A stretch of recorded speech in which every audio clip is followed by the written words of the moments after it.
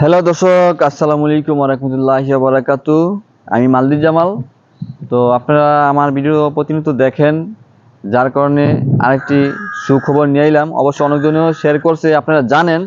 তারপরও আমার জায়গা থেকে যারা আমার বীজ ফলোয়ার তাদের জন্য, আপনারা ইতিমধ্যে জানেন, আমাদের এই যে মালদ্বীপ যারা প্রবাসী ভাইরা আছি তাদের জন্য সুখবর বলতে কি, আগামী অতি 2 মাসের ভিতরে আশা করি মালদ্বীপের যেই বিমানটা চালু হবে আমাদের যাতায়াতের জন্য। সর্বোচ্চ আপডাউন খুব একটা কম টাকার ভিতরে আমরা আপডাউন যাতায়াত টিকিট পাবো। দীর্ঘত পূর্বে ইস্ট বাংলা আমাদের কলম 10,000, 12,000, 8,000 রুপিয়া নিয়ে গেছে।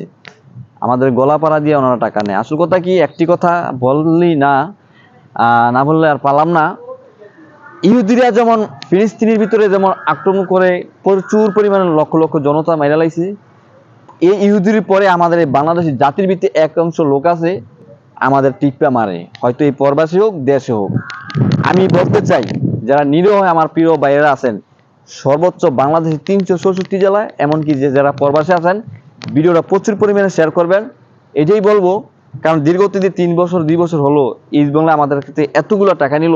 আমরা দেশের রেমিটির যুদ্ধ হয়ে কি আমরা কি ইস্ট বাংলা থেকে কি এতটুকু সুযোগ পাই না? 10,000 টাকার টিকিটটা যদি 6,000 টাকা 7,000 টাকা লাগবে আপডাউন, এই জায়গা থেকে টাকার অর্থগুলা আমাদের ফ্যামিলিগুলা ভালো থাকে, ভালো খায়, দেশ উন্নত হয়, বা আমরা একটু সুযোগ সুবিধা পাই, আমাদের 2টা টাকা সেভ হইলে প্রবাসী বাইরে একটু ভালো থাকে। আজকের দিনে মালদ্বীপের যারা মালদ্বীপের প্রেসিডেন্ট, মালদ্বীপের সরকার, মালদ্বীপের বিভিন্ন এই যে কোম্পানি, এই যে ওনাদের যে এয়ারলাইন্স আমাদের থেকে হয়তো মাত্র 6 থেকে 7,000 আশা করি এই আপডাউন টিকিটগুলা নিবে যাতায়াতের জন্য একটা সুযোগ সুবিধা। আবার টাইম মেন্টও খুব ভালো। ওনারা যদি দূর প্রবাসের মানুষের কথা আছে না, আপনার থেকে ব্যাংনা ভালো, ব্যাংনার থেকে চারা ভালো। আমি দেখি ওরা তো আমাদের এরকম একটা আপন না, ওনাদের দেশে কাজ করি, কাম করিয়া খাই, কিন্তু ওনারা যে একটা সুযোগ দিতেছে, যে একটা ভালো একটা ইয়া দিতেছে, সেটা কেন আমার বাংলাদেশের ফ্যামিলি মেম্বার হয়ে এত এটা পারলো না কেন? আমি একটা দাবি। আর আমার বিরোধ বন্ধুগণ যারা মালদ্বীপে আছেন বা দেশে আছেন, আপনারা যে আসেন যান, আপনাদের মতামত জানাবেন, বিশেষ অনুরোধ।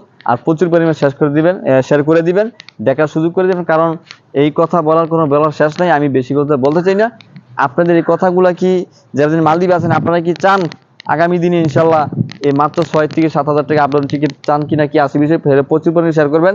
আর আমরা বকেট করলাম, বাংলাদেশের ইস্ট বাংলা আমাদের আর কোনো প্রয়োজন নাই, মালদ্বীপের এই মাটিতে আমাদের আর কোনো প্রয়োজন নাই।